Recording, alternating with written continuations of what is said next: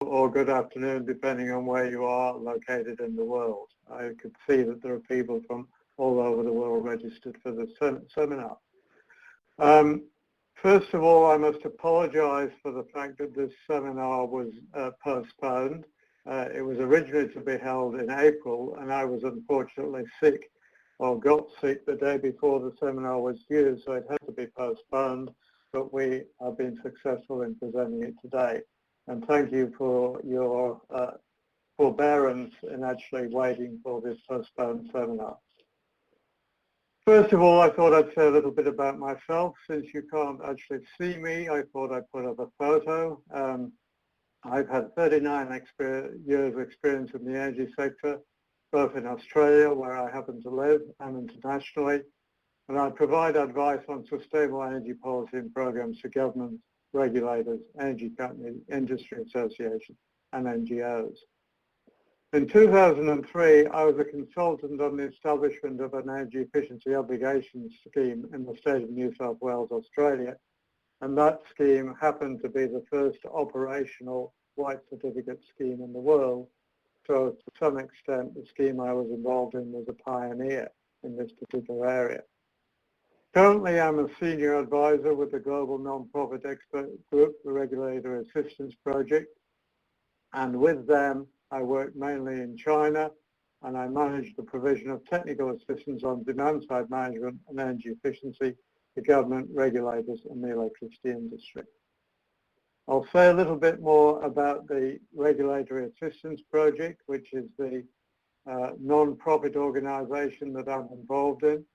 The global non-profit team of experts, and we focus on the long-term economic and environmental sustainability of the power and natural gas sectors.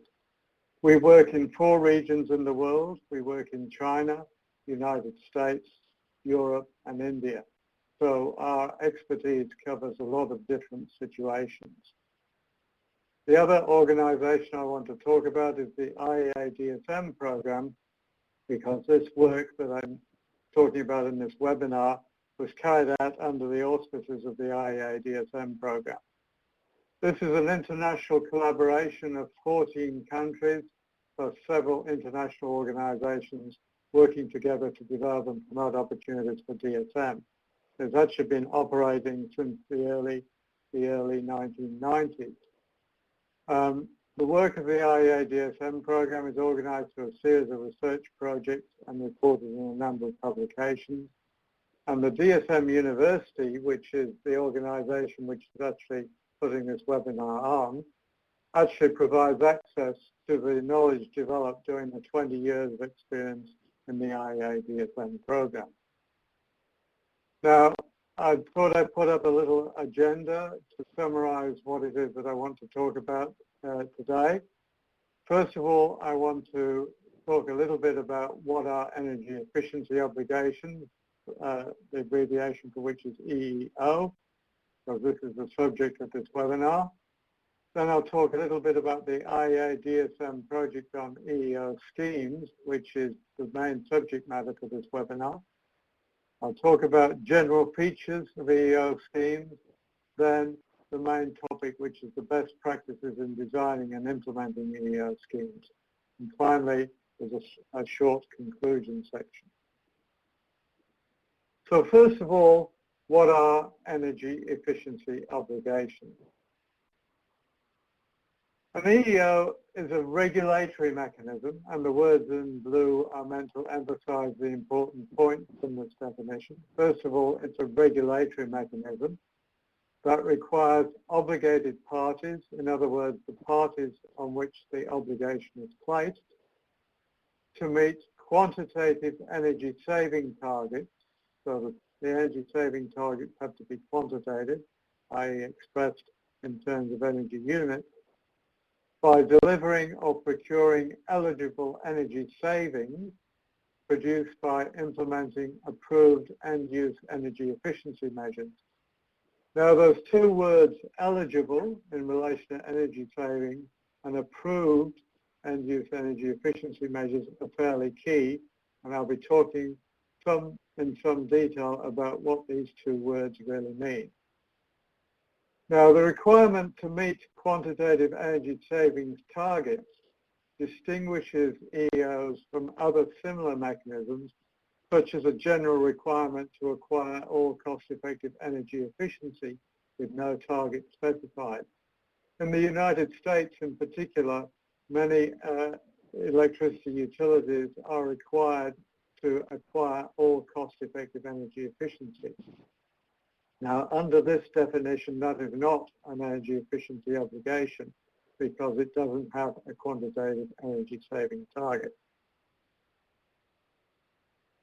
Now, governments generally have endeavoured to improve end-use energy efficiency and in some cases also achieve other objectives, and I'll be talking about what these other objectives might be, by designing and implementing schemes that place EEOs on particular parties. And the main topic of this webinar is really going to be about the EEO schemes. This is really my estimate because nobody really knows, but I think there are probably up to 50 EEO schemes operating in a range of jurisdictions around the world, and the number is growing. And again, depending on how you actually define an EEO scheme and an EEO, the number varies, but I think it's probably somewhere close to 50 at this stage. In 2012, the European Union Energy Efficiency Directive, one of the provisions of it was that it required all member states to establish EEO schemes or alternative policies that placed energy saving obligations on energy distributors or retail energy sales companies. Now this requirement in the Energy Efficiency Directive, I reckon, is going to increase significantly the number of EEO schemes that are implemented around the world, given that there are 28 member states of the European Union. Not all of them will establish EEO schemes in the way that I particularly define them, but all of them have to use some policy mechanism that will place an obligation on energy distributors or retail energy sales companies. Now I want to say a little bit about the IEA-DSM project on EEO schemes, for which I was the project director. From 2010 to 2012, the IEA-DSM program carried out a research project on EEO schemes. And the IEA-DSM program requested RAP, my organization, the Regulatory Assistance Project, to review a sample of existing schemes. Several RAP researchers worked on this project over about a 12-month period, and we ended up reviewing 19 EEO schemes from a range of jurisdictions around the world. We picked what we thought were fairly typical or fairly well-known schemes because given the time and money available, we couldn't cover all the schemes. And as I said, there were probably up to 50 schemes around the world. But I think that the schemes that we did review were fairly representative of the different types of schemes that are being implemented around the world. The end result of this project was a report by RAP called Best Practices in Designing and Implementing Energy Efficiency Obligation Schemes, and that report was published in June 2012. And at the end of this webinar presentation, I've got a URL link where you can obtain a copy of this report. One of the most valuable things I think in the report was that it includes an extensive reference list and also links to the original documents that established the various EEO schemes. Because I have a rather perverse interest in this, but I actually enjoy looking at these sort of documents to see how individual schemes have actually been set up, because there are really many and varied ways in which the schemes are established. The report itself contains over 600 footnotes. It's such a nightmare to produce, which refers to all the various documents that set up the original scheme. A lot of the time spent in the report was tracking down these documents and then reviewing them and summarizing them for the report. So I now want to talk about general features of EEO schemes. What is it that EEO schemes really comprise. First of all EEO schemes include three key elements. First, there is a quantitative target for energy efficiency improvement, as we talked about when I was talking about the definition of energy efficiency obligation. There has to be a quantitative target for energy efficiency improvement, in other words, energy savings.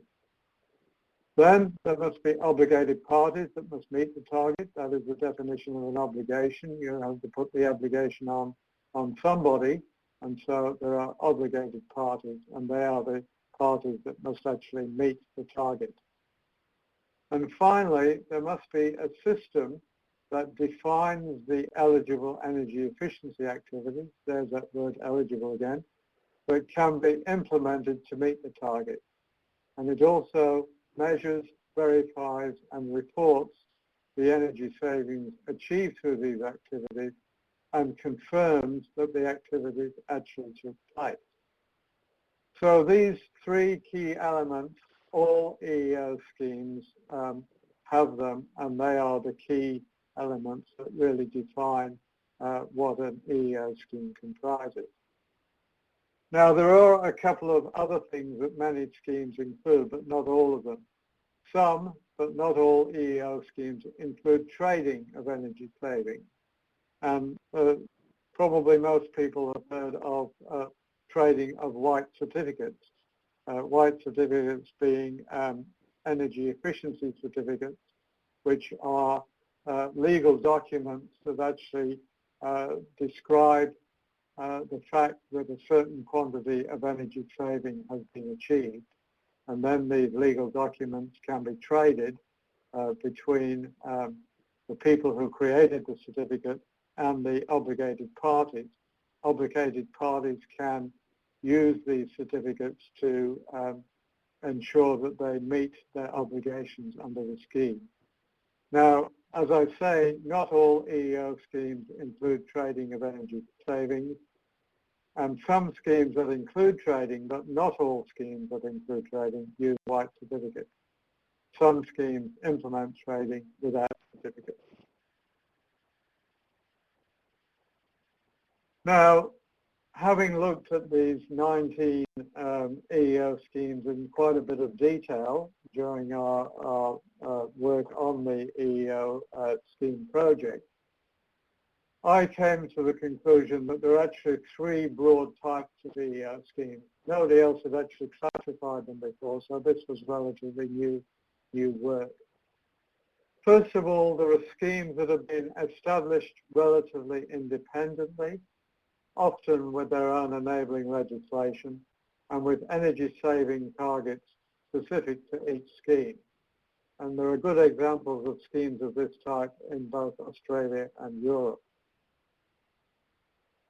Secondly, there are schemes that are integral components of resource planning and acquisition by obligated energy providers. And most of the schemes in North America fall into this category, where the energy providers, in other words, energy utilities or electricity and gas utilities, actually have processes that are defined by regulators as to how they should acquire the resources that they use to provide energy to end-use customers, and EEO schemes can be an integral component of that planning and resource acquisition process. This type of scheme is fairly restricted to North America and is very typical of the obligations imposed on energy utilities in North America. Finally, there's a third category of scheme that has been established principally by government, and they are in fact integral components of government policy. And there are two good examples of this, of schemes in China and in Korea, where they're really integral components of government policies, and they happen to be policies that impose obligations on energy providers or energy utilities.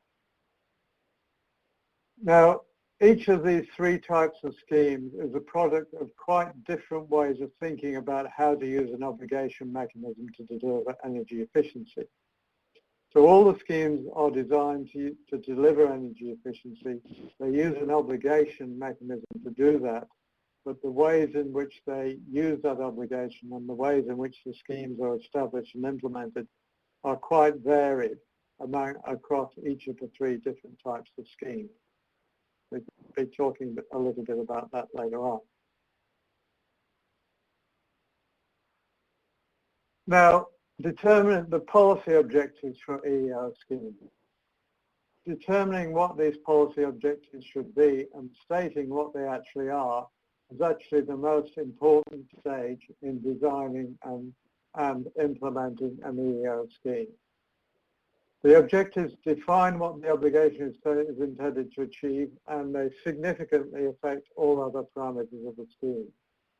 So that, depending on how you define these objectives, that really determines everything else about the scheme.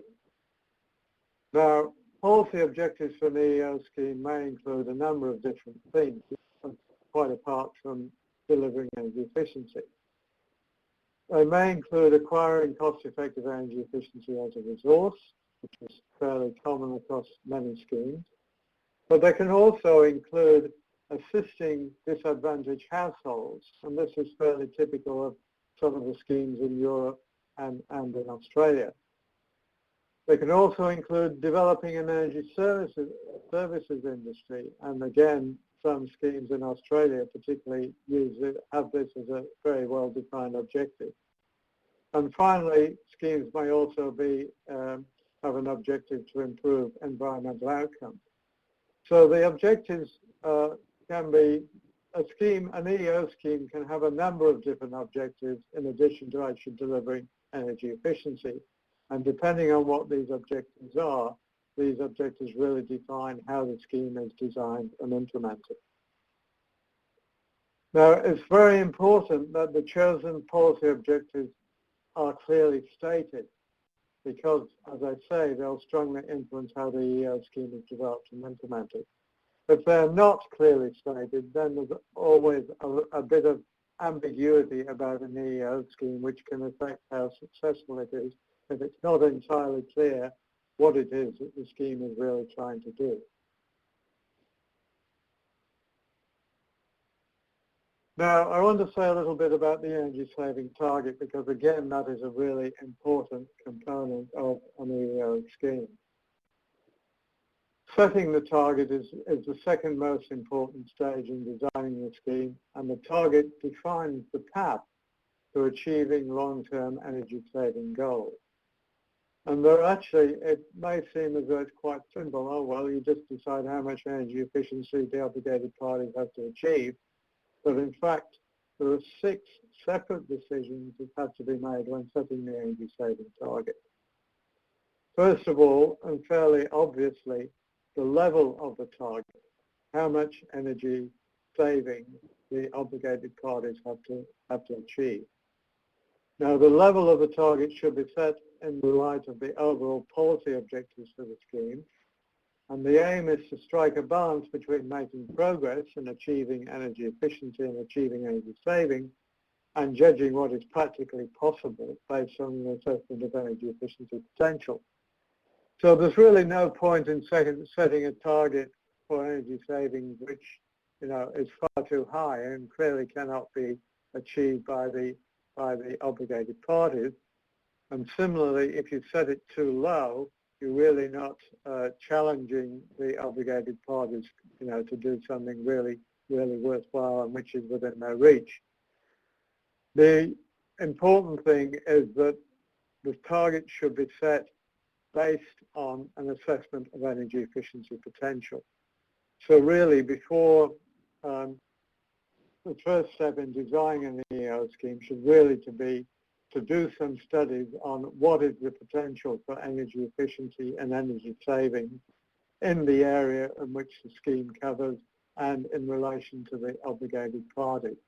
So what is the potential for achieving energy saving is really the first step, and the target should be set in the light of the results of that particular study.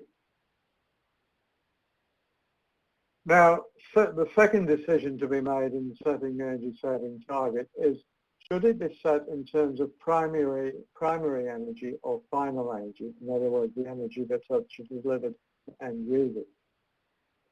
Although the final energy is familiar to end users and energy providers, and a lot of the planning is really about final energy, targets set in primary energy may be preferable for EEO schemes that cover a range of fuels. For example, if you have a scheme that requires energy saving in relation to electricity, to gas, maybe to liquid fuels, and so on, you may be better to set the target in primary energy terms so that you can do a conversion between each of the range of fuels. So the third decision is that the units for denominating the target should be chosen to demonstrate progress in achieving the main policy objectives. Quite a few of the EEO schemes actually have as a main objective to use energy savings to reduce greenhouse gas emissions. And if that is the main objective of the scheme, it may make sense to express the target in terms of GHG emission reductions rather than an energy saving. Now, the conversion between energy savings and emissions reduction is really simply a mathematical relationship. So it's fairly easy to convert from one to the other. But, to demonstrate progress in achieving the objective of reducing emissions, it may be better to set the target in terms of emission reduction. The fourth decision to be made in setting the target is the time frame over which the target will be in place. Now, it's typically set over the medium to long term, such as 10 to 20 years, and most schemes use that length of time frame. There is one scheme that was established recently in Poland which used a time frame of only 3 years, and that really didn't work because the obligated parties really felt that the costs involved in setting up systems and procedures to meet a target over only 3 years was really not justified. And so the time frame really needs to be a fairly lengthy period to justify the costs involved in setting up those systems and procedures. The fifth decision in relation to the energy saving target is the time period over which the eligible energy savings will be calculated. Now, they may be set as first-year savings, in other words, the savings that are achieved in the first year after an energy efficiency project has been implemented, or as savings over a set period related to the lifetime of the particular energy efficiency measure. So that, for example, if you are implementing, say, a lighting measure that is expected to last, between 5 and 7 years, you can calculate the savings over the life of that particular measure. There are significant differences in whether you choose first-year or lifetime savings.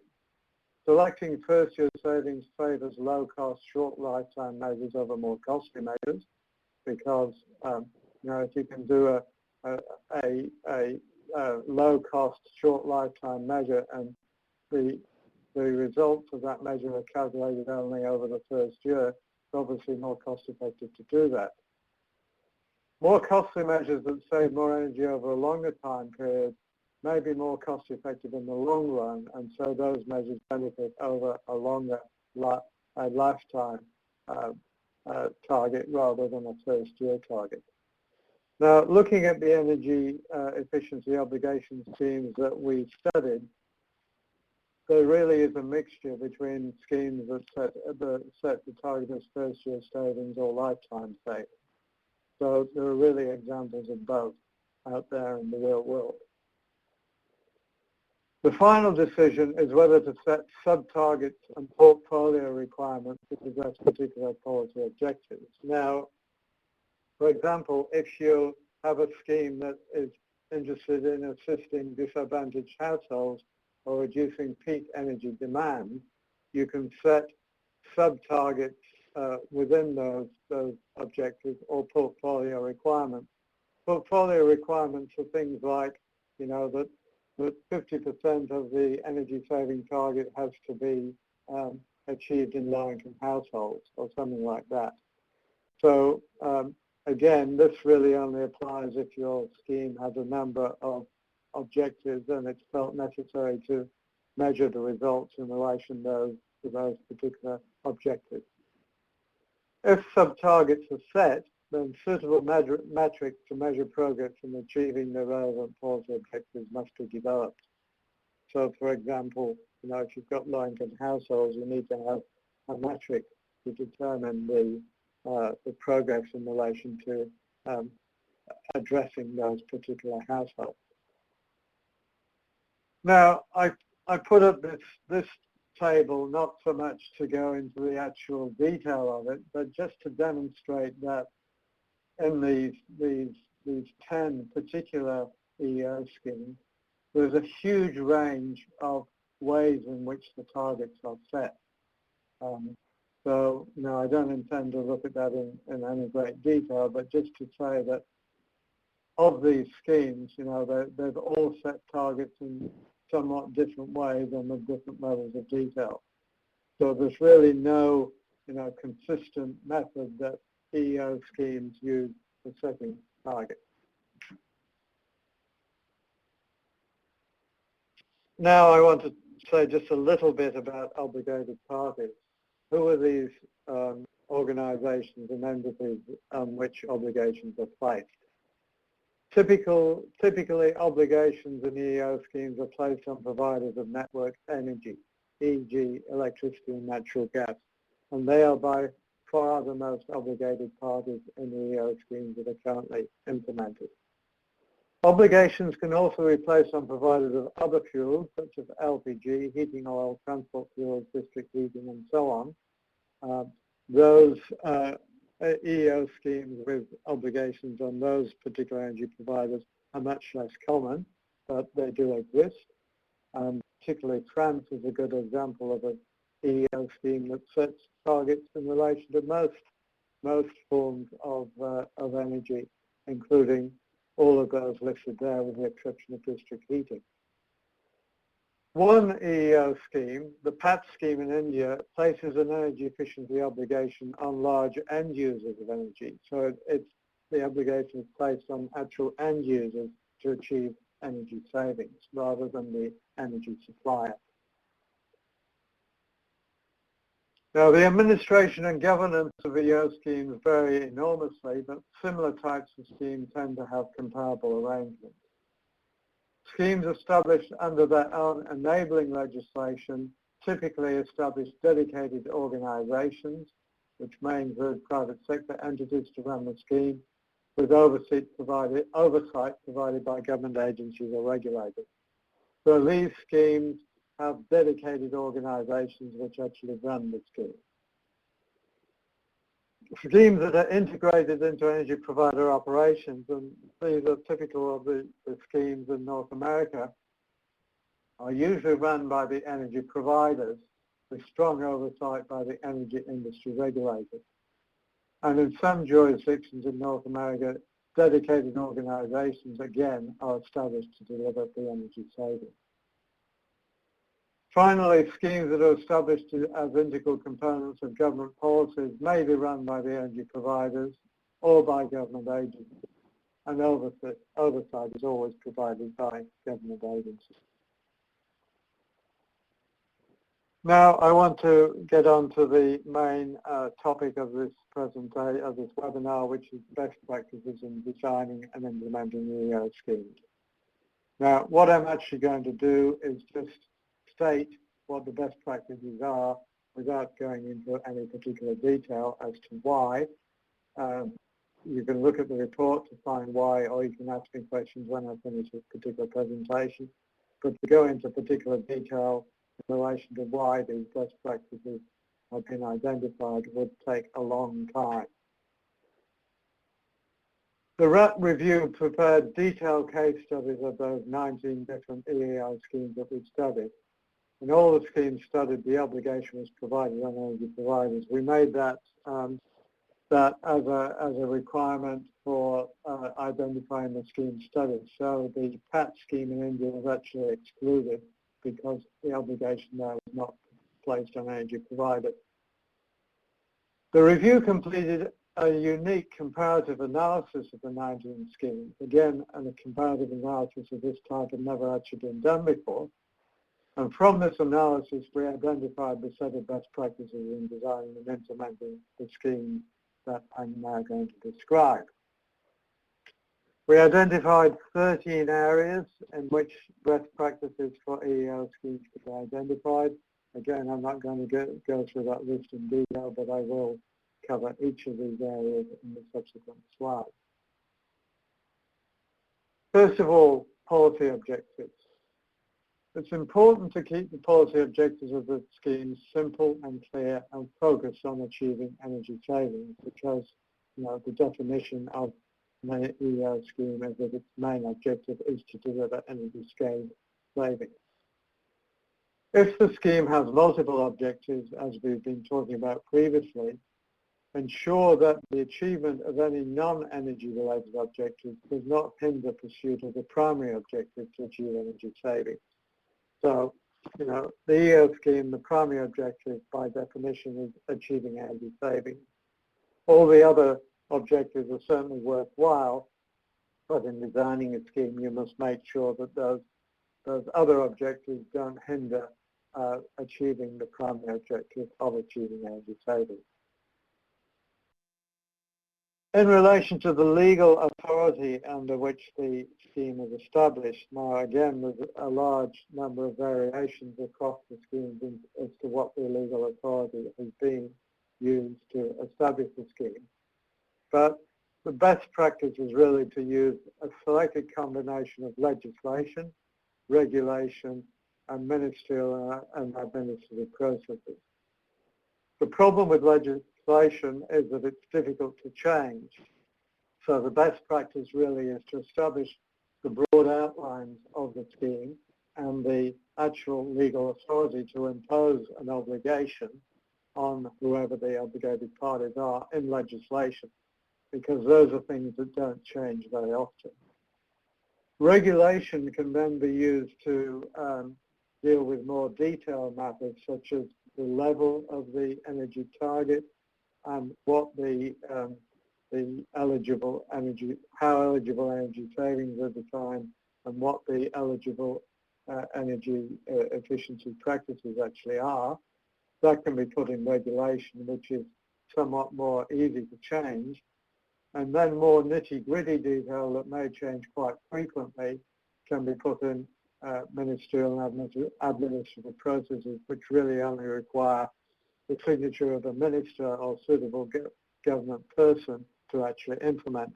And this may include things like deemed energy saving values for particular energy efficiency measures, which may be changed relatively frequently over time as more experience is gained in what the actual energy savings from a particular measure actually are. Fuel coverage. The fuel coverage of the scheme really needs to be determined in relation to the overall policy objectives for the scheme and based on estimates of energy efficiency potential for the different fuels. Because EEO schemes can be quite complicated to implement, it's probably best to start by covering one or two fuels and then expand the other scheme to other fuels of experience is gained. Typically, many EEO schemes start by covering only electricity, requiring energy savings from electricity utilities. And then it may be expanded to gas later on. The French scheme, as I mentioned before, was a bit unusual in that it started by covering almost all fuels and had some difficulty because of the complication of trying to determine procedures for covering all fuels at once. So, the experience was really that it's best to start by covering one fuel and then expanding as more experience is gained. Sector and facility coverage. Decide the end-use sector and facility coverage of the scheme according to the overall policy objectives and the estimates of energy efficiency potential for the different sectors and facilities. Now, the schemes vary a great deal again as to the end-use sectors and the facilities that are covered. Some schemes really have a very broad coverage in relation to covering more or less all end-use sectors and all facilities. Other schemes have very tight restrictions. If it's intended to tightly restrict the sector and facility coverage, consider whether assessing compliance will be too onerous. Because if you have a very tightly restricted coverage of sectors and facilities, you have to have processes and mechanisms in place to make sure that the energy savings that are being claimed were actually achieved in the correct sector and facility. So here we come again to the energy saving target, which is really the most complicated and difficult part of setting the scheme. Again, setting the level of the target should be set according to the overall policy objectives. Setting the target, aim to strike a balance among making progress, the cost to consumers of meeting the target, and what is practically possible based on an assessment of energy efficiency potential. Set the target in terms of final energy, i.e. the energy that's delivered to end users, unless the scheme covers several different fuels, in which case use primary energy. Denominate the target in energy units, unless the scheme has a policy objective that relates to greenhouse gas emission reductions, in which case consider using CO2 equivalent units. So set a relatively long time frame for the target, preferably between 10 and 20 years. Calculate eligible savings over set periods relating to the lifetimes of each energy efficiency measure, and consider setting sub-targets and portfolio requirements where the scheme has multiple policy objectives that aren't related to achieving energy savings. The obligated parties. Now, it's best to determine the obligated parties according to the fuel coverage of the scheme and focus on those parties that provide or use large proportions of the covered fuel types. So that, for example, if your fuel coverage of the scheme is related to electricity only, then the obligated parties are fairly obviously the entities that actually deliver electricity to end users. They can also include the generators and the transmission utilities, but generally the obligated parties in schemes of this type are the actual parties that deliver electricity to end users. Where the obligated parties are energy providers, focus on those providers that have the infrastructure and the capability to manage the delivery of procurement of eligible energy savings. If there are a large number of energy providers and some of them are very small, many schemes actually put a limit on the size of the energy provider that will be obligated. For example, the number of customers, a lower limit to the number of customers that the energy provider has, or a lower limit to the quantity of energy that is delivered by that particular provider. This just avoids placing an obligation on organizations that really don't have the infrastructure and capability to actually manage the delivery or procurement of eligible energy savings. Now, allocated in individual energy targets, so that if you have an overall energy target for the scheme, you then have to determine how each obligation party will contribute to that overall target. And it's typically done by allocating individual energy saving targets to each obligated party, and that is usually done on the basis of that party's market share of energy sales or energy use. Consider whether to implement carve-outs for energy-intensive trade-exposed industries and or other specified groups of end users. For example, there may be particular groups of end users that you don't want to be covered by the scheme, and often these are energy-intensive, trade-exposed industries that may suffer competitive disadvantage if they are covered by the EEO scheme. So some schemes have a specific carve-out to say that that scheme doesn't cover those particular organisations. Compliance scheme, you have to have a compliance scheme to determine whether the actual obligations have been met. And the procedure, there needs to be a procedure established for the obligated parties to report claimed eligible energy savings and a process for checking and verifying these savings.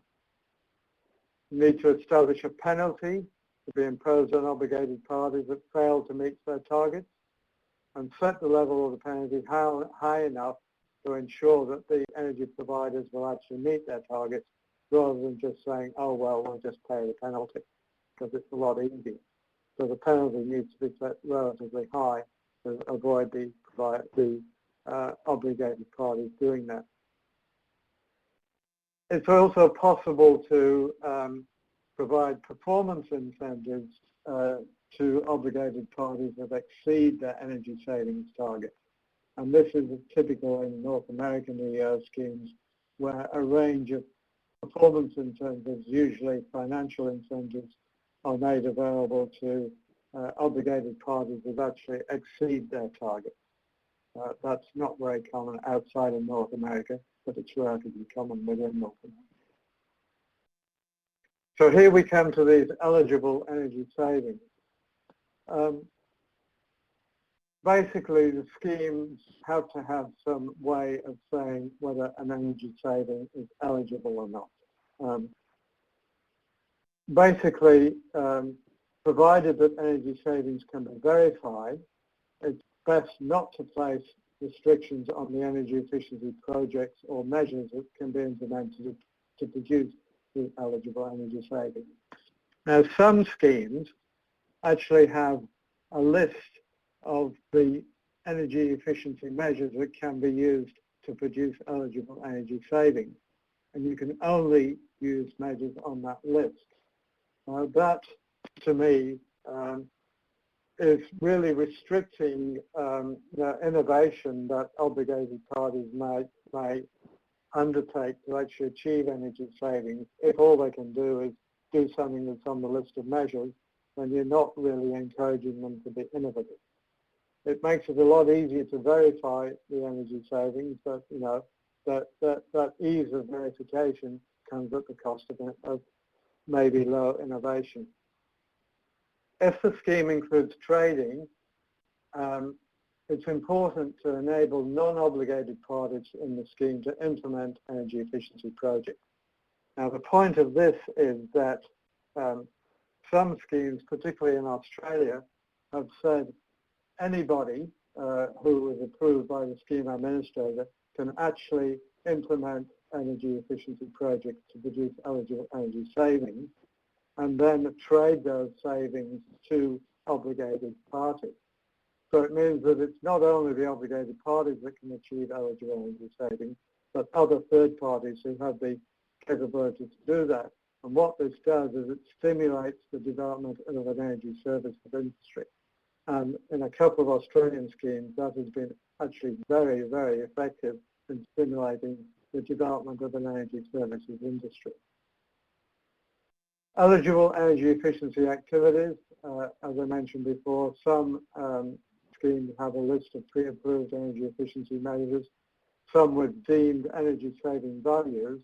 As I said previously, it's best not to limit the measures that can be implemented to only those on the list.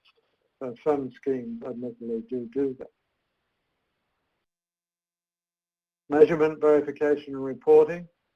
It's important to establish a robust system for measuring, verifying and reporting energy savings and other activities that contribute to scheme targets, such as, for example, completion of number of audits in low-income households, if that is a target within the scheme. You need to consider also whether to establish procedures to verify whether energy savings are additional to what would have happened in the absence of the EEO scheme. Now, this verification of additionality can be a real trap. Some schemes spend a lot of time and effort to make sure that energy savings are additional. Other schemes really ignore the whole issue of additionality, and it's really up to the policy of the government as to whether additionality is important. In general, additionality is very important in North America, but in other areas there are varying attitudes towards additionality. But it's important that the scheme has a clear view on whether additionality is important or not, and if additionality is important, we need to establish procedures to verify whether the energy savings being claimed are actually additional. Trading, as I mentioned, not all schemes have trading, but if you're establishing a scheme, it's probably a good idea to consider whether trading of energy savings among both obligated parties and third parties would be beneficial to achieving the objectives of the scheme.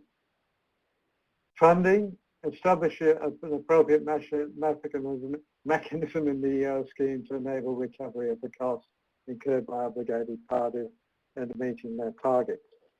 Again, the schemes vary in how funding is provided. Some schemes basically say to the obligated parties, that's really a cost of you doing business, you just have to do it. Other schemes have fairly elaborate mechanisms whereby obligated parties can claim, well, the most common one is that they can include the cost of achieving their obligations in the prices they charge to end-use customers. But there are other types of funding schemes as well.